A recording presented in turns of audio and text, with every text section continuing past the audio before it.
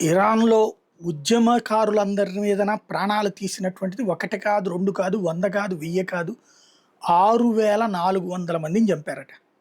ఇది తాజాగా ఆ ప్రభుత్వానికి, ఇరాన్ ప్రభుత్వానికి సంబంధించిన నివేదికను ఉటంకిస్తూ అంతర్జాతీయ మీడియా ఫోకస్ చేస్తుంది. 6400 మంది. అంటే ఓ రకంగా చెప్పాలంటే ఊచకోత అనేటటువంటి దాన్ని ఏ తీవ్రవాదుల మీదనో వాడతాం. ఊచకోత కోసారు తీవ్రవాదుల్ని, లేకపోతే నక్సలైట్‌లను, లేకపోతే అరాచక శక్తులను.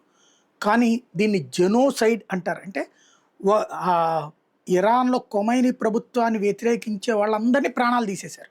చంపి పడేశారు. కాల్చేశారా? నరికేశారా? పేరేంటి అన్నది తెలీదు. ఏదైతే తాజాగా అందుతున్నటువంటి నివేదికల స్పష్టంగా తెలుస్తున్నటువంటిది ఏంటంటే, ఈ ఖొమైనీ వ్యతిరేకని వాడిని ఎవరిని బతకనియట్లా. వేలాది మంది, కనీసం 20, 30 వేల మంది జైళ్లలో ఉన్నారు. 6,500 మంది దాకా వీళ్ళు చంపారు. ఇంకా చంపుతున్నారు.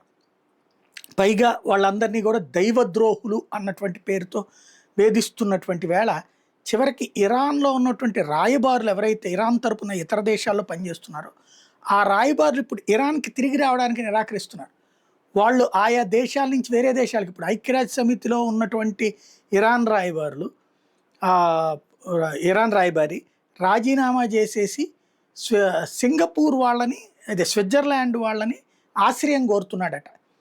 అలాగా అనేక మంది రాయబార కార్యాలయాల కుటుంబాల వాళ్ళు ఇప్పటికే 3 దేశాల్లో ఉన్నటువంటి ఇరాన్ రాయబారులు వాళ్ళ కుటుంబాలని అవతలకి తెప్పించేసుకుని అట్టించి అటు వేరే దేశాలకు వలస వెళ్ళిపోవడానికి రెడీ అవుతున్నారు.